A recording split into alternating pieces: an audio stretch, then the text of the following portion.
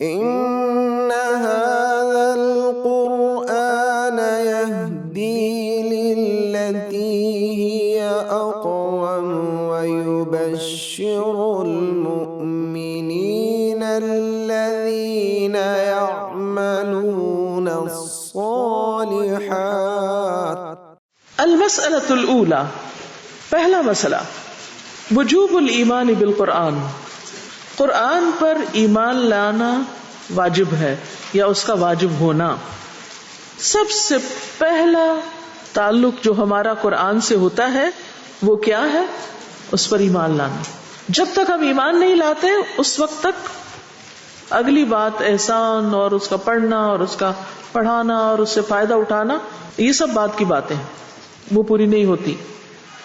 رسول اللہ صلی اللہ علیہ وسلم نے فرمایا، قسم ہے اس ذات کی جس کے ہاتھ میں محمد کی جان ہے، اس امت کا کوئی بھی یہودی اور نصرانی جو میرے بارے میں سنے پھر جس کے ساتھ میں بھیجا گیا ہوں، کیا ہے وہ بھیجا گیا ہوں جس کے ساتھ؟ قرآن، وہ اس پر ایمان نہ لائے تو اس کا ٹھکانہ جہنم والوں میں سے ہوگا. تو سب سے پہلی چیز جو ہے وہ اس قرآن کو اللہ کی کتاب ماننا ضروری ہے. یعنی ہمارے دل میں اس بارے میں کوئی شک نہیں ہونا چاہیے کہ یہ کتاب اللہ کی طرف سے، ذالک الکتاب لا ریب فیہ، اور لا ریب فیہ کا ایک معنی یہی کیا جاتا ہے کہ یہ اللہ کی طرف سے، اس میں کوئی شک نہیں. ان الایمان بالقرآن العظیم واجب، بے شک قرآن عظیم پر ایمان لانا واجب ہے، لازم ہے، ضروری ہے. وہو رکن من ارکان الایمان الستہ، اور وہ ایمان کے 6 ارکان میں سے ایک رکن ہے، ایک پلر ہے.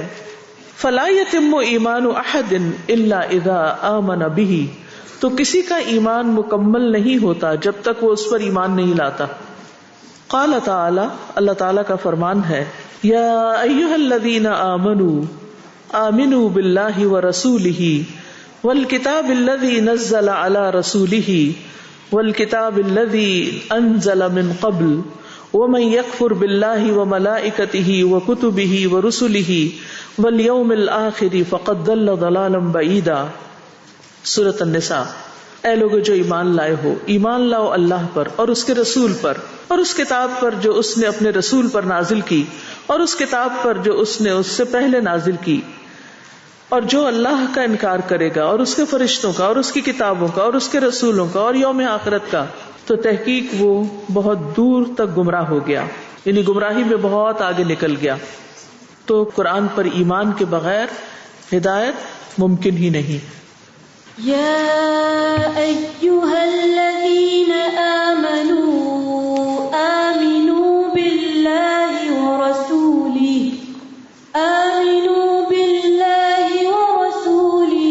والکتاب الذی نزل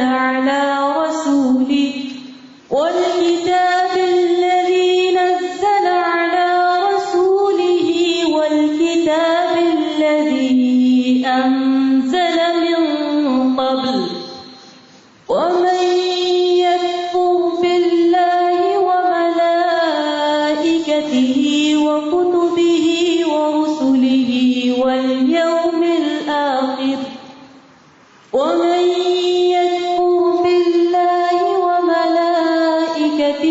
وکتبہ ورسلہ والیوم الآخر فقد ضل ضلالا بعیدا. کس سے خطاب ہے؟ ایمان والوں سے. کیا کہا جا رہا ہے؟ ایمان لاؤ. وہ تو لا چکے ہیں، پھر کیوں ایمان لاؤ؟ کیونکہ ایمان کی مسلسل تجدید کی ضرورت رہتی ہے، بار بار ایمان لانے کی ضرورت ہوتی ہے. ایمان بھی دلوں میں پرانا ہو جاتا ہے جس طرح کپڑا پرانا ہو جاتا ہے. یہ نہیں کہ ایک دفعہ آپ ایمان لائیں اور اس کے بعد وہ ہمیشہ ایک ہی حالت میں رہے گا. دل کی حالت بدلتی رہتی ہے، تو اس بدلتی حالت کے ساتھ اپنے ایمان کی پھر تجدید ضروری ہوتی ہے. تو اے ایمان والو، ایمان لے آؤ. کس چیز پر ایمان لے آؤ؟ اللہ پر، اس کے رسول پر اور کتاب پر جو اس نے اپنے رسول پر اتاری. سورۃ محمد میں آتا ہے والذین آمنوا وعملوا الصالحات وآمنوا بما نزل علی محمد. تو رسول سے مراد یہاں کون ہوئے؟ پھر محمد صلی اللہ علیہ وسلم. وہو الحق من ربہم، اور وہ ان کے رب کی طرف سے حق ہے. تو فائدہ کیا ہوگا؟ کفر عنہم سیئاتہم واصلح بالہم. جو اس قرآن پر ایمان لائے گا تو اللہ تعالیٰ ان سے ان کی برائیاں دور کر دے گا اور ان کا حال درست کر دے گا. یہ وعدہ ہے اللہ کا اور اللہ نے کر دیا.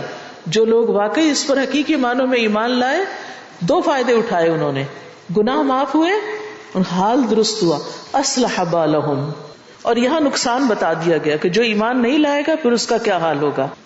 اور یہاں قرآن کے علاوہ پچھلی کتابوں پر بھی ایمان لانے کی بات کی گئی.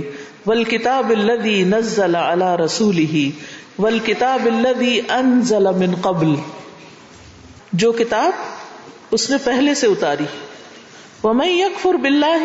اور جو کوئی کفر کرے گا، انکار کرے گا اللہ کا، وملائکتہ اور اس کے فرشتوں کا، وکتبہ اور اس کی کتابوں کا، ورسلہ اور اس کے رسولوں کا، والیوم الآخر اور یوم آخرت کا، فقد ضل ضلالا بعیدا. تو اس کے تو بھٹکنے میں کوئی شک ہی نہیں. وہ تو بہت دور تک پھسل کے گرتا ہی چلا گیا، وہ تو بہت دور چلا گیا. ان میں سے کسی بھی چیز کا انکار جو ہے وہ انسان کو گمراہی میں لے جاتا ہے، گمراہ کر دیتا ہے. تو ایمان کے بغیر ہدایت نہیں ہے. کہتے ہیں ما معنی ان یؤمر المؤمنون بالایمان. اس کا کیا مطلب ہے کہ مومنوں کو ایمان لانے کا حکم دیا جا رہا ہے؟ نمبر 1 یعنی امرہم بما یصحح ایمانہم. اس نے انہیں حکم دیا ہے اس چیز کا جو ان کے ایمان کو درست کرے. من الاخلاص والصدق. اخلاص اور صدق کا. وتجنب المفسدات. اور بگاڑ پیدا کرنے والی چیزوں سے بچنے کا. والتوبۃ. اور پلٹنے کا، توبہ کرنے کا. من جمیع المنقصات. ہر طرح کی کمی کر دینے والی چیزوں سے، یعنی جو اجر کم کر دیتی ہیں، جو گناہ والی چیزیں ہیں ان سے توبہ.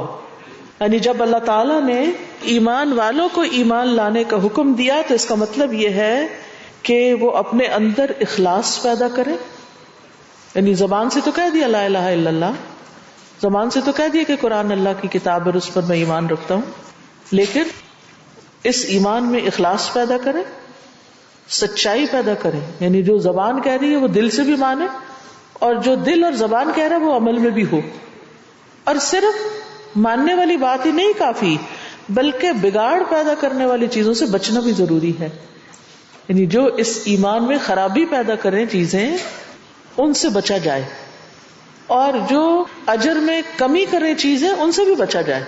یہ ہے سچا ایمان، یہ ہے خالص ایمان. نمبر 2 الامر بما لم یوجد من المؤمن من علوم الایمان واعمالہ.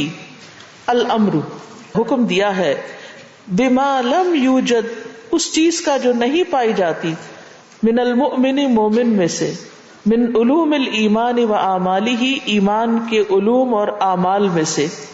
یعنی ایمان کے ان علوم اور اعمال کے بارے میں بھی حکم ہے جو ابھی تک مومن کے پاس نہیں پہنچے. کیا مطلب؟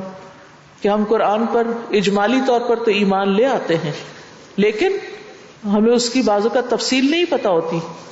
یعنی قرآن میں بہت سے ایسے علوم ہوتے ہیں، ایسی چیزیں ہوتی ہیں کہ قرآن سے متعلق کہ جو ہماری اعمال سے متعلق ہوتے ہیں، لیکن ہم ان کو جانتے ہی نہیں ہیں یا سمجھتے ہی نہیں ہیں. فَإِنَّهُ كُلَّمَا وَصَلَ إِلَيْهِ نَصٌّ وَفَهِمَ مَعْنَاهُ وَاعْتَقَدَهُ فَإِنَّ ذَلِكَ مِنَ الْإِيمَانِ الْمَأْمُورِ بِهِ. کیا مطلب ہے کہ فَإِنَّهُ كُلَّمَا جب بھی وَصَلَ إِلَيْهِ نَصٌّ اس تک کوئی نص پہنچتی ہے. نص کیا ہوتا ہے؟ قول، یعنی قرآن کا کوئی قول. وَفَهِمَ مَعْنَاهُ اور وہ اس کا معنی سمجھتا ہے. وَاعْتَقَدَهُ اور اس پر اعتقاد رکھتا ہے، یقین رکھتا ہے. فَإِنَّ ذَلِكَ مِنَ الْإِيمَانِ الْمَأْمُورِ بِهِ تو یہ ہے وہ ایمان جس کا حکم دیا گیا. سوچئے جب آپ قرآن کا ترجمہ پڑھتے ہیں یا کوئی تفسیر پڑھتے ہیں یا کوئی حکم پڑھتے ہیں تو اس وقت آپ کی کیفیت کیا ہوتی ہے؟ آپ اس کو پورے دل سے قبول کر رہے ہوتے ہیں، اس کو سچا مان رہے ہوتے ہیں، اس کو درست مان رہے ہوتے ہیں، یا دل میں شک کی کیفیت ہوتی ہے، یا یہ سوچ ہوتی ہے کہ آج کے دور میں تو اس پر عمل ہی نہیں ہو سکتا، یہ تو میری عقل میں نہیں آ رہی بات، یہ تو میری سمجھ سے بالا ہے، یہ بھلا کیا بات ہوئی، یہ کیسے ہوگا. اس طرح کی بہت سی حجتیں یہ ایمان کے منافی ہوتی ہیں. ان سوچوں کا آنا یہ تو بالکل نیچرل ہے، آتی ہیں، خوف بھی آتے ہیں، وسوسے بھی آتے ہیں. انسان بعض احکامات کو لینے میں بڑا بوجھ بھی محسوس کرتا ہے، لیکن اس کے ساتھ ساتھ اس بات پہ یقین ہونا کہ فائدہ اسی میں ہے، علاج اسی میں ہے، حق یہی ہے، سچ یہی ہے. یہ ہے دراصل ایمان. یعنی کسی چیز کو میں ابھی تک اپنا نہیں سکی، وہ میری کمزوری ہے، لیکن میرا یقین یہی ہونا چاہیے کہ اصل حق یہی ہے جو اس کتاب میں آ چکا ہے، جب بھی اس کا کوئی حکم مجھ تک پہنچے.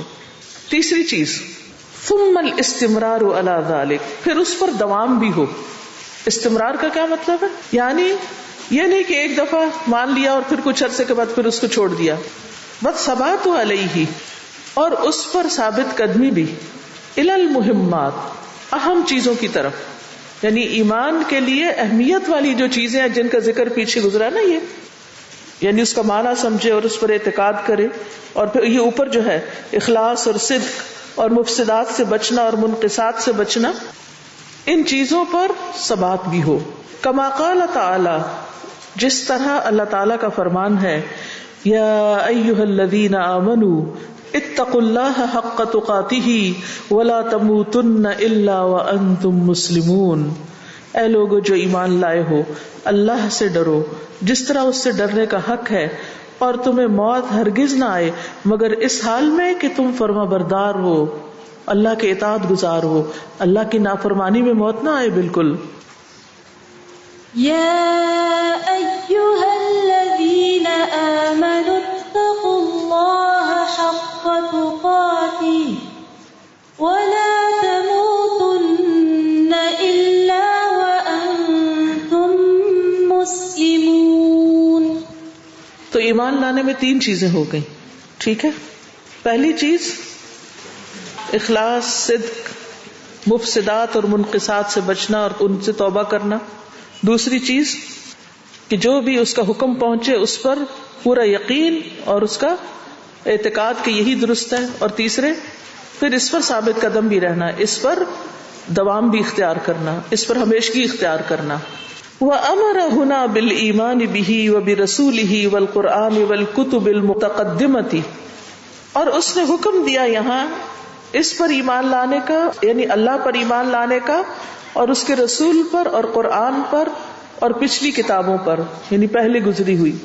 فَهَذَا كُلُّهُ مِنَ الْإِيمَانِ الْوَاجِبِ، یہ سارے کا سارا ایمان واجب میں سے ہے. الَّذِي لَا يَكُونُ الْعَبْدُ مُؤْمِنًا، جس کے بغیر بندہ مومن نہیں ہوتا، الا بہ، مگر اسی کے ساتھ، اجمالاً، اجمالی طور پر، عمومی طور پر، فیما لم یصل الیہ، اس کے بارے میں جو اس کو پہنچا نہیں، تفصیلہ، اس کی تفصیل، اس کی ڈیٹیل، یعنی جس کی تفصیل نہیں بھی پہنچی. مثلا قرآن میں جو کچھ موجود ہے تو ہم کہتے ہیں کہ سارے کا سارا سچ اور حق ہے، چاہے ہم اس سارے کو پوری طرح نہیں بھی جانتے، لیکن ہمارا یقین ہے کہ یہ سچی کتاب ہے. وَتَفْصِيلًا فِي مَا عَلِمَ مِنْ ذَلِكَ بِالتَّفْصِيلِ، اور تفصیلی ایمان جس چیز کے بارے میں اس نے تفصیلی طور پر جان لیا، جس کی تفسیر پڑھ لی، سمجھ لیا حکم. فَمَنْ آمَنَ بِهَذَا الْإِيمَانِ الْمَأْمُورِ بِهِ فَقَدْ اهْتَدَىٰ وَأَنْجَحَ، تو جو اس پر ایمان لایا جیسے ایمان لانے کا حکم ہے تو وہی ہدایت پا گیا اور کامیاب ہو گیا. جو چیزیں ایمان کو بگاڑنے والی ہیں ان سے بچا جائے، ٹھیک ہے نا. مفسدات کون سی ہیں؟ جو ایمان کو بگاڑنے والی چیزیں. کون سی ہیں مثلا ایمان کو بگاڑنے والی چیز؟ کس چیز سے انسان کا ایمان کم ہونے لگتا ہے حتیٰ کہ سیچوریشن پوائنٹ پہ پہنچ جاتا ہے؟ شیطان کے وسوسے ہو سکتے ہیں، برا ماحول ہو سکتا ہے، خراب ماحول ہوتا ہے.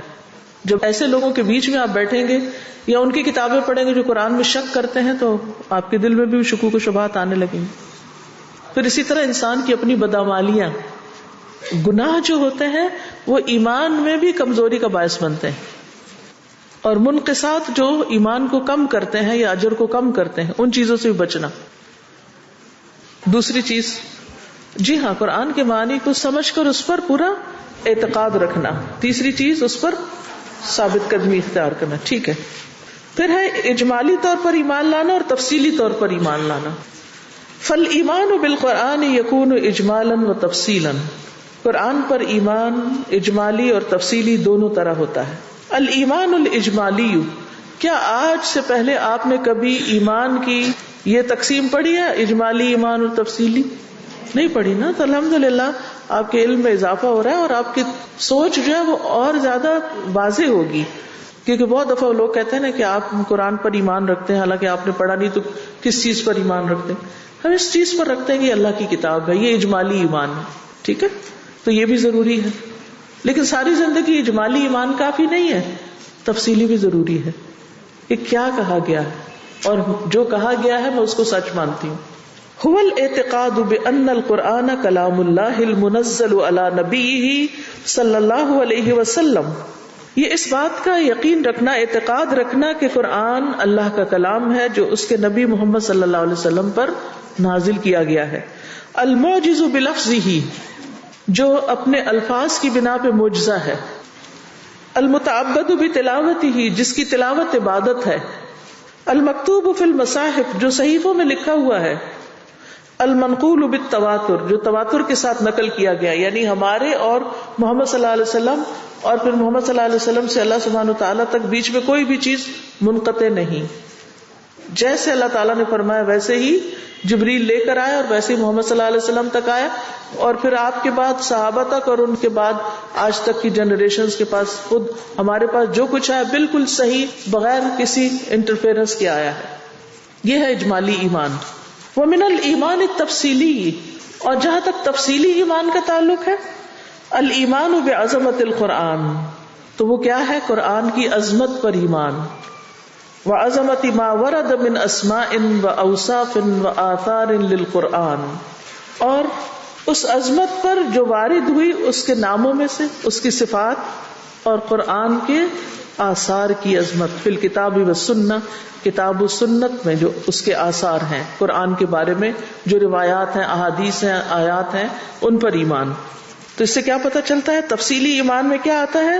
قرآن کو عظیم کتاب ماننا، اور جو اس کے نام ہیں اور اس کے اوصاف ہیں اور قرآن و سنت میں جو کچھ قرآن کے بارے میں کہا گیا ہے اس کو سچا ماننا.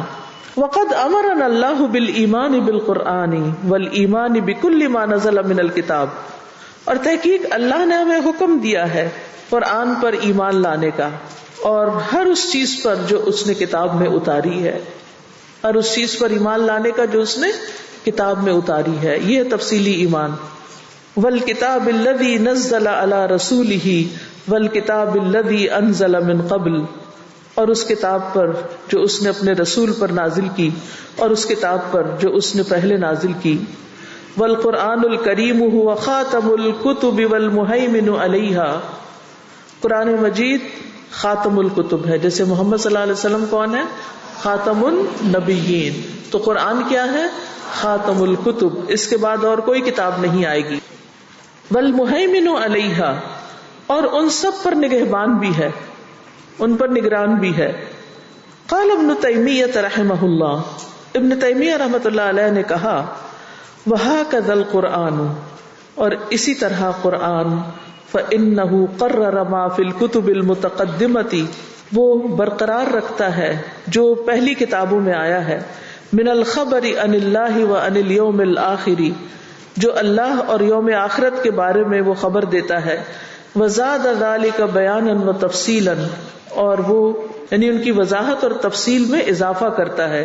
وبین الادلۃ والبراہین علی ذلک، اور ان کے بارے میں دلیلوں اور براہین بھی دلیلیں ہی ہوتی ہیں، اور دلیلوں کو واضح کرتا ہے، یعنی اس پر جو دلائل ہیں ان کو واضح کرتا ہے. وقرر نبوت الانبیاء کلہم ورسالۃ المرسلین، اور اس نے انبیاء کی نبوتوں کو ثابت کیا اور رسولوں کی رسالت، سب کے سب کی، یعنی انبیاء کی نبوت اور رسولوں کی رسالت کو ثابت کیا کہ وہ واقعی اللہ کی طرف سے آئے تھے، بھیجے گئے تھے. وقرر الشرائع الکلیۃ التي بعثت بها الرسل كلهم، اور اس نے ثابت کیا یا اس نے مقرر کیا ساری شریعتوں کو جن کو سارے رسول دے کر بھیجے گئے. وجادل المکذبین بالکتب والرسل بانواع الحجج والبراہین، وجادل، اور مناظرہ کیا، جھگڑا کیا، المکذبین جھٹلانے والوں سے، کس چیز کو جھٹلانے والے؟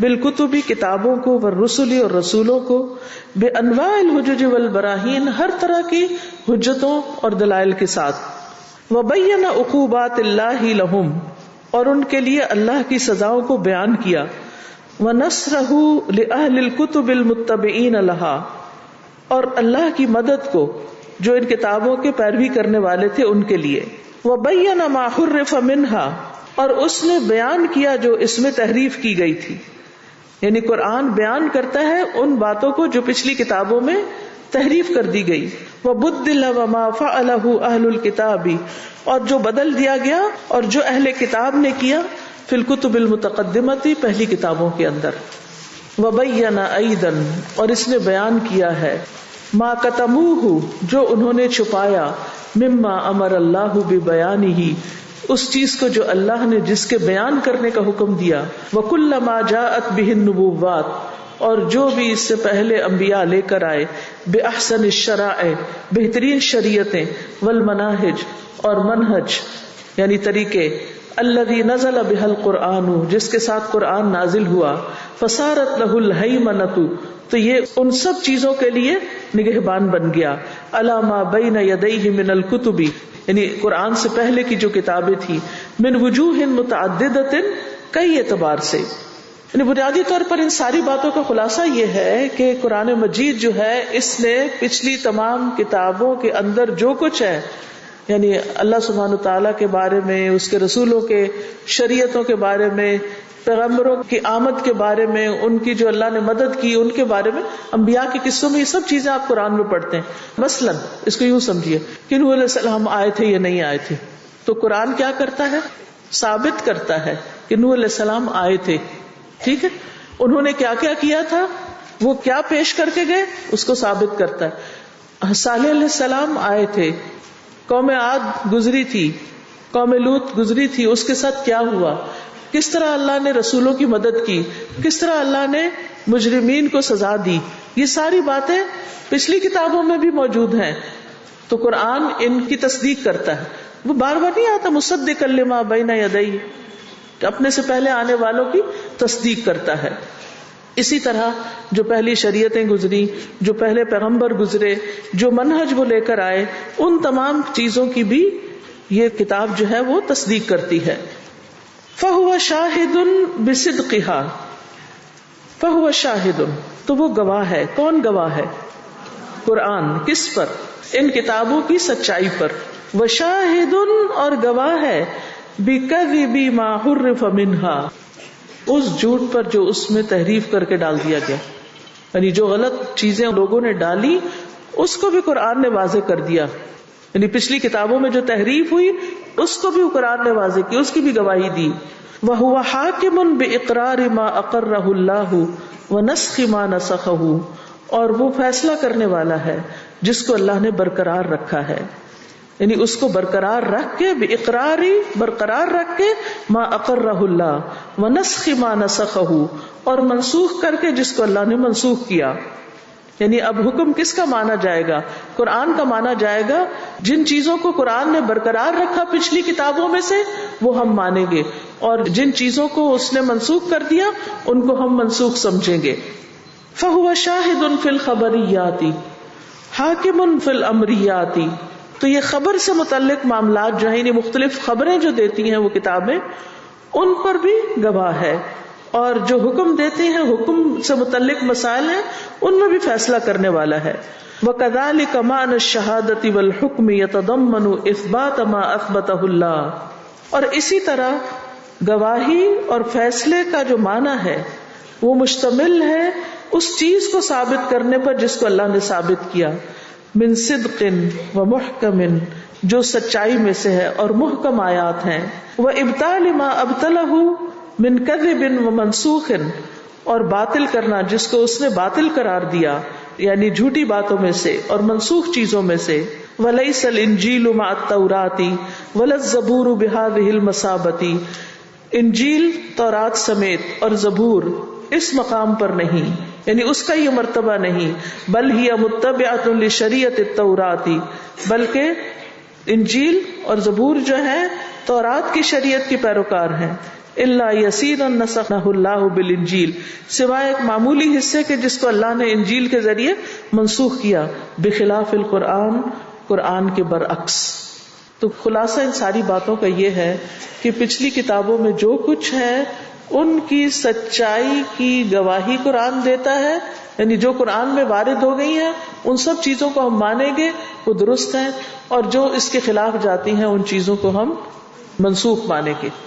فالسلف كلهم متفقون، تو اسلاف سارے کے سارے اس بات پر متفق ہیں، الا ان القرآن هو المهيمن، کہ قرآن ہی دراصل نگران ہے یا غالب ہے، المؤتمن قابل بھروسہ ہے، الشاہد علی ما بین یدیہ من الکتب، یہ گواہ ہے جو بھی اس سے پہلے کتابیں آئیں ان پر، ومعلوم ان المهيمن علی الشیء اعلی منہ رتبۃ، اور یہ معلوم ہے کہ جو کسی چیز پر نگران ہوتا ہے وہ اس چیز سے رتبے کے اعتبار سے بلند ہوتا ہے۔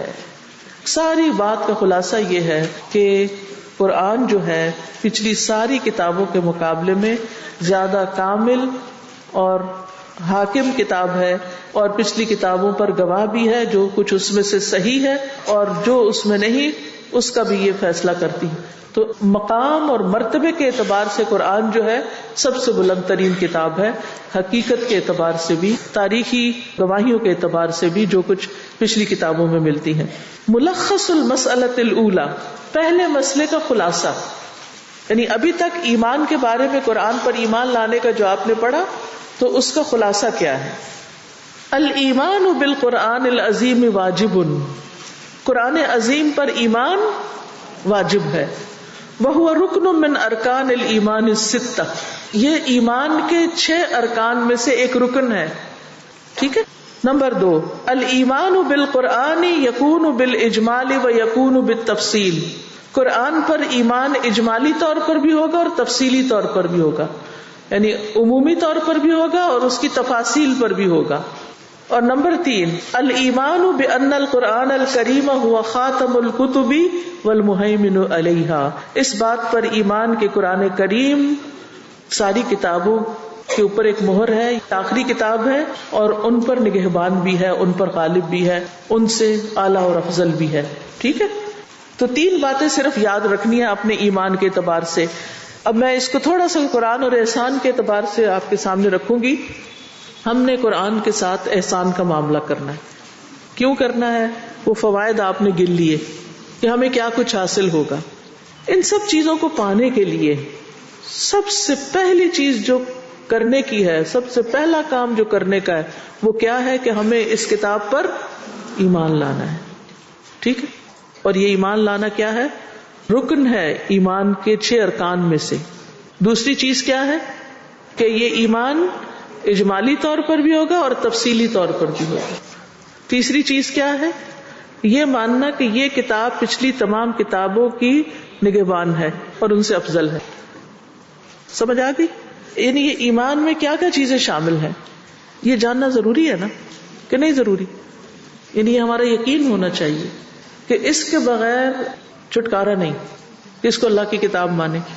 اور ایمان 2 طرح کا ہوگا، اجمالی بھی اور تفصیلی بھی، کہ ہاں یہ قرآن ہے، جب آپ کو بتایا یہ قرآن ہے تو فوراً آپ کے ذہن میں کیا ہے کہ یہ اللہ کی کتاب ہے، یہ ایک محفوظ کتاب ہے، یہ ہماری ہدایت کے لیے اتری ہے، اس میں جو کچھ ہے سچ ہے، یعنی ہم اس کے بارے میں ایمان رکھتے۔ اجمالی ایمان تو سب کے اندر ہے، لیکن تفصیلی ایمان جو ہے اس سے اکثریت محروم ہے، تو وہ ایمان ناقص ہو گیا نا، کم ہو گیا۔ اور تیسری چیز کیا ہے کہ اللہ نے ہدایت کے لیے اور رسول اور کتابیں بھی بھیجی، لیکن یہ کتاب جو ہے یہ محفوظ کتاب ہے، بلکہ پچھلی ساری کتابوں کی جو تعلیمات ہے ان میں سے جو صحیح چیز ہے اس کو اس نے اپنے اندر محفوظ کر لیا۔ یہ ان کے لیے حاکم کی حیثیت رکھتی ہے۔ ان کے لیے کیا حیثیت رکھتی ہے؟ حاکم۔ حاکم کون ہوتا ہے؟ جو کیا کرتا ہے؟ فیصلہ کرتا ہے۔ کس چیز میں فیصلہ؟ کہ صحیح کیا اور کیا صحیح نہیں۔ یعنی پچھلی کتابوں میں سے اگر کوئی بھی چیز سامنے آئے گی، یا جو لوگ پچھلی کتابوں کے ماننے والے، یاد رکھیے قرآن صرف مسلمانوں کے لیے نہیں ہے، کیونکہ ہم ایک چھوٹے سے اس میں سوچتے ہیں نا کہ یہ ہماری کتاب ہے اور ہم اس کو مانتے ہیں اور سینے سے لگاتے ہیں، چومتے ہیں، چاٹتے ہیں اور پیتے ہیں، بس کافی ہے۔ نہیں، یہ کتاب سارے جہان والوں کے لیے. اب اس پرسپیکٹو میں دیکھیں، اور دنیا ایک گلوبل ولیج بنتی جا رہی ہے. آپ کا انٹریکشن مسلم نان مسلم سب کے ساتھ ہوتا ہے. وہ لوگ اپنی کتابوں کو مانتے ہیں، اپنی کتابوں کو پڑھتے بھی ہیں. دنیا میں انجیل کی جتنے نسخے ہیں شاید قرآن کے اتنے نسخے نہیں چھپے. اور جس کثرت کے ساتھ اس کو بانٹا جا رہا ہے اور جس طرح اس کو مسلمانوں تک بھی پہنچایا جا رہا ہے، تو آپ کو پتا ہونا چاہیے کہ فرق کیا ہے. اگر کوئی یہ کہے مثلاً کہ یہ بھی اللہ کی کتاب ہے اور قرآن بھی اللہ کی کتاب ہے، تم صرف قرآن کو کیوں لیتے، اس کو کیوں نہیں لیتے، کیا جواب ہوگا آپ کے پاس؟ کوئی جواب تو آنا چاہیے نا. آپ تو کیا جواب ہوگا؟ یہ آخری کتاب ہے، آخری رسول پر نازل ہوئی ہے، تواتر کے ساتھ ہم تک پہنچی ہے، اس میں کسی قسم کی کوئی خلل نہیں، کوئی کمی بیشی نہیں، اور یہ پچھلی کتابوں کے اوپر نگہبان ہے، ان کی تعلیمات کو اس نے اپنے اندر محفوظ کر لیا ہے، یہ ان کتابوں پر حاکم بھی ہے. یہ چند لفظ اگر آپ یاد رکھیں گے تو اس سے آپ کا ایمان اور بڑھے گا، اور یہ ایمان لانے کے لیے ضروری ہے. چونکہ یہ بات آپ نے پہلے کبھی سنی نہیں، اس لیے اس کو ڈائجسٹ کرنا ذرا آپ کے لیے مشکل ہو رہا ہے. مجھے آپ کے چہروں اور آنکھوں سے پتہ چل رہا ہے، لیکن یہ ہے کہ اس کو پڑھنا تو ہے نا. پھر فائدہ کیا اگر ہم صرف ہر وقت حلوائی کھاتے رہیں؟ تھوڑی سی محنت ضروری ہے، تھوڑا سا آگے بڑھنا ضروری ہے. مجھے معلوم ہے خواتین کے مزاج سے تھوڑی سی باتیں خشک ہیں، لیکن دیکھیے ہم کہتے ہیں کوئی ہمارے بچوں کی تربیت کر دے، کوئی ان کے سوالوں کے جواب دے دے. آپ خود کیوں نہیں پڑھتے کہ آپ خود ان کے سوالوں کے جواب دے سکیں؟ جس طریقے سے قرآن کے بارے میں ڈاؤٹس کریٹ کیے جا رہے ہیں، تو آپ سب کو پتا ہونا چاہیے کہ قرآن ہے کیا. اجمالی ایمان بھی اس پر اور تفصیلی ایمان بھی. تفصیلی تو الحمدللہ آپ تفصیل پڑھ رہے ہیں اور اس پر ایمان رکھتے ہیں، لیکن پڑھتے ہوئے بھی بہت ساری چیزوں پر ہم جب عمل نہیں کرتے، ان کو ہم لیتے نہیں پوری طرح، تو پھر وہ کہتے ہاں بس ٹھیک ہے قرآن میں ہے، میرے لیے نہیں ہے. تو پھر ہم کہاں کھڑے ہیں؟ پھر ہمارا ایمان کس قسم کا ہے؟ تو اس سے ایمان کا بھی جائزہ لیں، یعنی قرآن پر جو ہمارا ایمان ہے اس کا بھی اپنا محاسبہ کریں کہ کہاں تک ہے. إن هذا القرآن يهدي للتي هي أقوم ويبشر المؤمنين الذين يعملون الصالحات